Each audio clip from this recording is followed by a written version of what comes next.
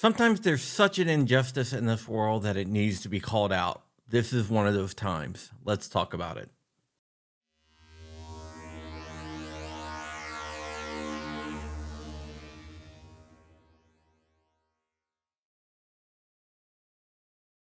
What's up, Wolverines, and welcome back to the channel. My name is John Crump. I'm an investigative journalist, and I've been doing some investigations into an interesting story. We'll get into that in a second.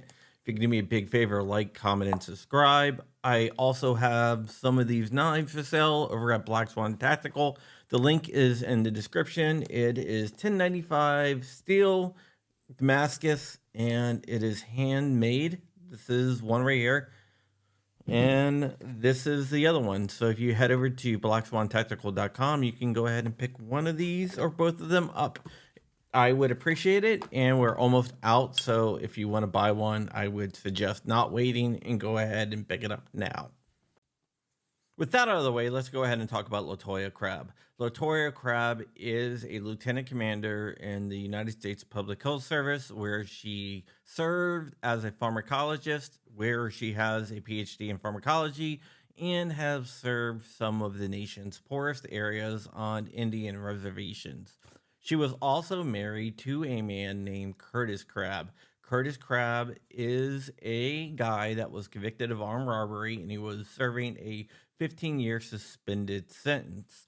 He was also an abusive husband, allegedly, according to Crab, and there's some text messages that shows that he probably was. Latoya is a mother of 3 children, and she was seeking a divorce from Curtis. Latoya was staying with her mom, and Curtis was not taking the divorce too well. Latoya was afraid for her life and acquired a handgun. She was also waiting to get a restraining order, and this is the sad part. The events that happened the night before she was getting her restraining order. She had a court case to get that restraining order, but it did not make it to that point. Curtis sent a text message threatening to hurt everyone in her mother's home and burning down the house. And you would think that might have been an empty threat, but a couple days later, Curtis did show up. There was an argument and something happened. Curtis ended up being shot 4 times by Latoya.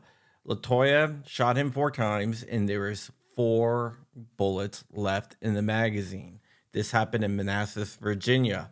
The prosecutor is charging her with second-degree murder. The reason why the prosecutor is charging her with second-degree murder is because he is saying that there was no sign of a struggle and she must have reloaded. Her pistol was a 7+1, and like you and me, we might have topped that off.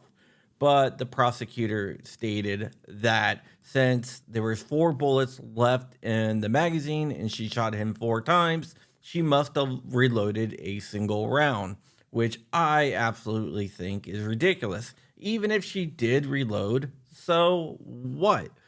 So because of that, they are charging her with second-degree murder.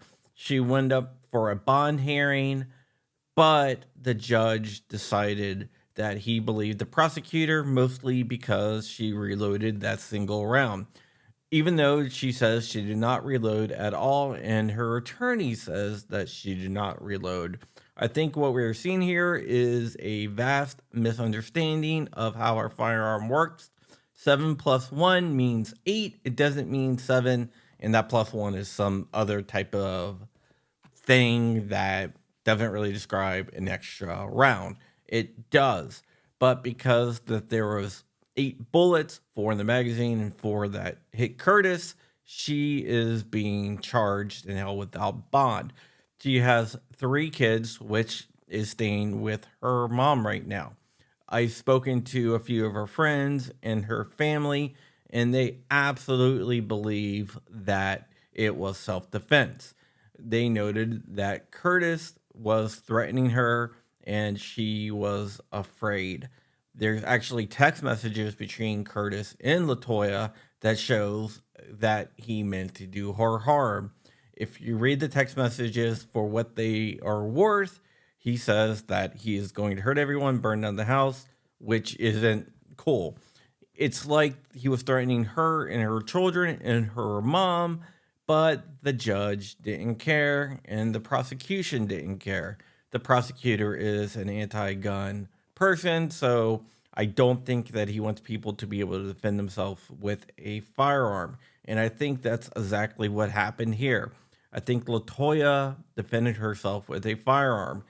Talking to people that know her, they say that she is not a violent person and that she has been afraid for a while for her life. And she also made it well known that Curtis was abusive towards her and other people. I think when this happens, we need to support these people that use a firearm to defend themselves and their children, because if she didn't have the firearm, she might be dead. Her three kids might be dead, and her mom might be dead. But because she had that firearm, she was able to defend off the alleged attacker. So what I'm going to do is I'm going to link her gifts and go down below. A defense is very, very costly, and any amount of money can help Latoya fight back. A defense in this case will probably run between $50,000 and $100,000, which is not a small chunk of change. Her mom has cashed out a retirement to help defend Latoya from the prosecutor. Hopefully, the prosecutor will see the light and dismiss the charges. But looking at the prosecutor's record, I think that is a long shot. I think this will probably have to go to a jury, and the jury will have to decide whether she is guilty or not. Just from personal knowledge of the people that are around her and her friends and everything that I've learned about her, I don't think that she did anything wrong. And I think this is just an overzealous prosecutor who hates firearms and hates the ability of people to defend themselves with firearms. That restraining order would not have done a damn thing. Curtis still would have shown up. I am convinced of that. That is my opinion. And that is the opinion of a lot of people out there. So we need to stand by Latoya, and that's why I'm listing the Gives and Go down below in the description. If you have a few dollars, I highly, highly encourage you to donate through the Gives and Go link. Don't super chat me, don't super thanks me, but go ahead and give that to Latoya.